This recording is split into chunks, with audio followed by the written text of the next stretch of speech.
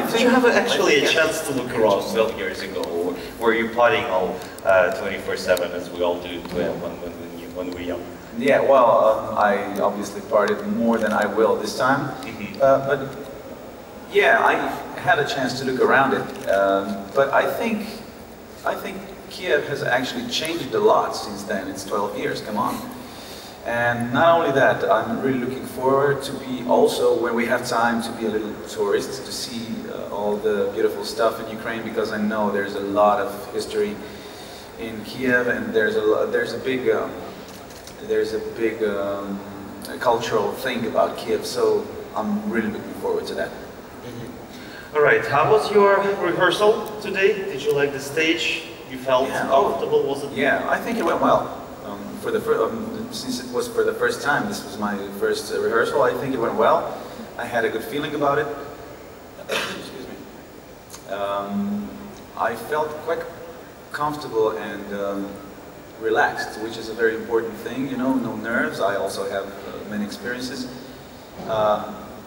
You know, I recorded 5 albums since 2005. I had like over 900 gigs so far, so I'm feeling quite confident, and I think towards the end of the rehearsals we're gonna make it perfect. One last question before we give the floor to the press. What is can you in couple sentences describe your performance that you're planning for those who haven't seen the rehearsal? Okay, the song is actually very personal to me. I wrote it like 10 years ago, and it's actually a very minimal song and intimate. So I will be alone on stage, of course, because I thought to myself, if I bring with me some more singers or dancers, like there's 4, 5 or 6 of us on the stage, this intimacy would get lost. So that's why I said to myself, I want to be alone, and we all agreed with it. So that's it for now, and I hope you like it as well when you see it. Okay, there was a gentleman in the back raising his hand first. Okay. Hello. Hi, Robin from Belfast 89. Hi, we met before. We did meet in London indeed. Yes. Well remembered. Now, the staging of your performance is unusual because it's done in the round. If you like, how much creative input did you have to the way it was staged? Well, you know what? I actually have a very professional crew with me, so I leave it to them. And I trust them completely, and when I saw the stage, when I saw the set, I said to myself, oh my God, this is perfect, I better shut up. So they have made their work as good as it can get. So all you have to do is think about the performance. That's right. And if I would be, if I wouldn't be happy with something, of course I would say something or have any suggestions, but I don't, because it's perfect. Do you have the best vocals in the contest? Oh, thank you so much. Cheers. Well, it's always there's always a place for some subjective. All right, here we go. Hi, I'm Alistair from Europhile. I read that you spent some of the last 12 years working as a backing singer. What's easier now that your name's in the lights, and what's become harder? Well, it's kind of a tricky question or an answer to give. Of course, if you're a singer and if you want to express yourself the most, of course you want to be a lead singer. That's no question about it. And I am a very expressive person, and I am a very creative person, and I want to deliver my music to people, and this is what makes it much easier for me, you know? I feel more fulfilled. But on the other hand, it's actually much more, it's how do you call that? You need more responsibility. It's more responsible thing to be alone on stage, or to be in the front where everybody is in the back, you know. But I like that because, like I told you, I'm a very expressive person, and I'm very thankful when people want to hear my music. Thank you. Okay. Do we have who's raising his hand next?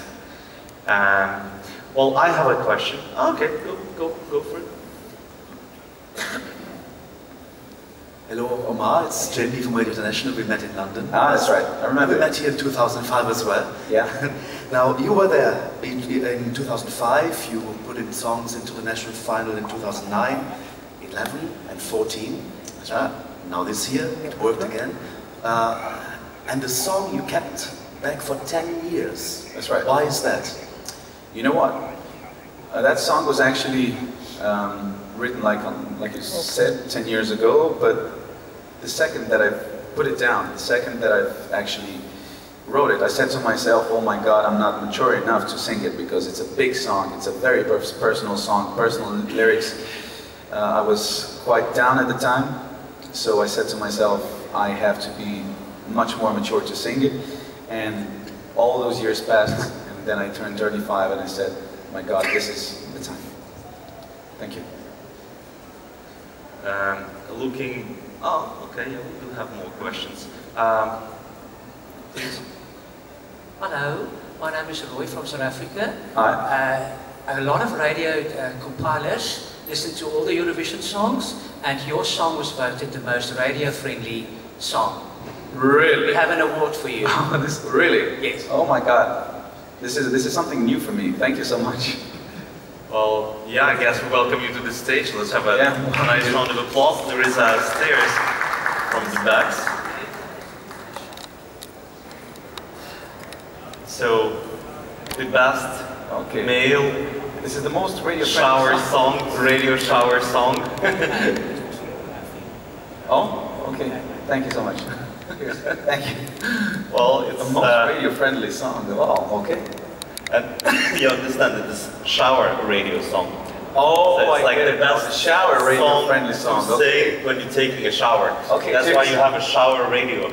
Oh, I get it now. Okay, thank you. Which is a nice thing to get an award even before you started the competition, huh? Sorry? No, you get an award even before you start. Oh yeah, of course. This is brilliant. Thank you. Well, that's lovely. And actually, talking about singing in the radio or singing in the shower, I know that you were licensed to as a how you call it. You won the competition to be a licensed busker player or performer in the London Underground. Can you tell us a bit more about that? Yeah, sure. I lived in London for about a year or so because I wanted to meet new people, meet the new world, because Slovenia is quite small and you have to get out there, to educate yourself music-wise and life-wise, And I said to myself when I saw a busker on the Underground, London Underground, I said to myself, wow, I got to try that. And then I realized you cannot do it if you don't have a license. And I went to have an audition, and every year there's like 7,000 to 8,000 people who come to attend to audition, and only 40 of them are actually chosen. So I went to audition. It's pretty similar competition to Eurovision, isn't it? It's like about 7,000 people applying for Eurovision, and only 40-something actually got to the. Of course, it has. Of course. It has some similarities, but it's on a completely different level. Come on. But still, I was actually very honored, and in a way, I felt like, wow, 7,000 to 8,000 people came to have an audition for London Underground busker, and only 40 are selected, and they selected me. Okay. And they also asked me for the reasons why do I want to do it and stuff like that, and I think I convinced them with my voice, with my guitar, with my personality. Did you take advantage of the license? Did you actually play the London Underground? Yeah, of course, many times. But it was more like experiment, if you call it that. Because I really wanted to know if I'm good enough to sing there, because so many people go to audition. And I did it like 3 or 4 times, but I didn't have much time to do it more than that because I had a lot of responsibilities back in Slovenia. And I just flew back, and in a year, you lose it. You have to have like 100 of performances on the Underground if you want to make it count for another year. So I only did 3 or 4. It's not like you can actually go to London Underground to test your new track to get the actual popular vote of the I tried my song London people actually passing by and stopping for that particular song. Yeah, but you know what? They just come to you and then they pass you by because they're in a hurry. There are many people. and there's a big crowd and a lot of noise, so not everybody can pay close attention to your songs. And since they're in a hurry, maybe they can wait for 1 minute or 2 minutes, but they just pass by, you know. But like I told you, it was clearly an experiment. It was not something that I would try to make my career with it, you know. So yeah. Well, we hope that in this competition that you're actually taking part today, it's a bit different. People are not passing by; they really. Yeah, that's right. They do listen, so that's why I'm very glad for it. All right, guys, do we have questions? Yes, please, Alistair. Yeah, this gentleman. I have another question. We went back 12 years a moment ago. I'd like to go back even further. Okay. To your secondary school choir, which I think was called Wind. Yes, that's right. Do you remember much about it? And I'm told authoritatively that Wind still exists. Yeah. So are you still in touch with the choir? And maybe do you have any message for them from the big Eurovision press stage? Yeah, well, this is out of the blue.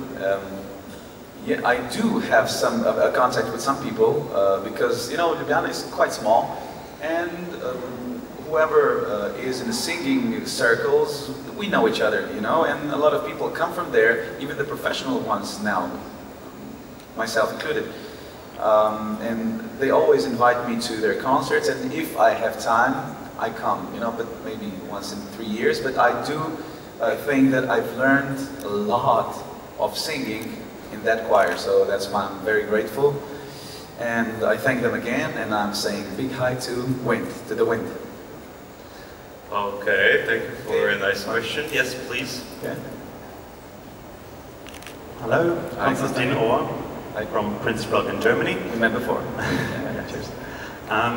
In a previous interview, you mentioned that you have worked on different arrangements for On My Way. That's right. So can you tell us a little bit about that and how you chose this very version for the contest? Okay. Like I told you, it was written like 10 years ago, maybe even 11 or 9. I don't remember exactly. And I also do have a punk rock background. I really like punk rock music, and it was supposed to be, in the first place, it was supposed to be a punk rock song, like a Green Day song, you know what I mean? And then I said to myself, oh my God, this song is too big to ruin it like that, you know, so I kept it that way. I really wanted to make it big as possible, you know, and I made like several different arrangements, and then this guy came to my place and I said, oh my God, Omar, wow, you need an orchestra for that. And he made an orchestra arrangement for it, and we said to ourselves, this is a winner. So that's how it came up. Okay, cheers. Do we have any more questions? Because I do. Yeah. Well, I know that you somehow got training to be a dentist technician. That's right. How on earth could that happen if you knew that you're going to be singing all your life? Yeah, I don't know. Maybe because everybody told me, yeah, you have to have a grade, you have to go through school and stuff. And since my dad is a dentist, I said to myself, okay, why wouldn't I do that as well? So you spent 7 years of studying for dentist technician? Actually 4 years. Oh, okay. Yeah. And I actually did some work with being a technician like for a year. And then I said to myself, this is too much for me. I want to have, this is too much of a steady job for me. I want to have a dynamic work, a part of my life, you know what I mean? So I said to myself, this is not going to work, and I quit. But I also knew from the beginning, since I was like 15 or 16 when I entered the school, I said to myself, of course I'm going to be a singer. But you know, in Slovenia, everybody, not everybody, but people tell you it's really, it's a hard work, it's a hard living, and they said, no, you're not going to manage. You're not going to be able to make a living with it. So I kept it down. I kept it in myself, you know. And when I started working as a dental technician, I saw that this is not going to work, and the life is not about money. Life is actually about happiness. Mm-hmm. Okay. So that's why. And speaking about your father, he's from Jordan. Yeah, he's from Jordan. Did Oriental music Arabic influence on your? Of course, very much so. On your music. Yeah. And can you actually, is it this influence? Can we hear it in whatever music in the music you do? Yeah. Well, in some of my songs, yes, but not generally. You know what I mean? I also did some experiments on my past albums with that, and I'm actually quite familiar with it. And not everybody understands Arabic music, because it's quite hard to comprehend if you're not from that area, you know. Of course, a lot of people do understand it outside of the area, but not everybody, you know. And I'm very glad that I have an influence of Oriental music, because it's very complex. It's something that it's a style that you can learn a lot from, and I did, I must say.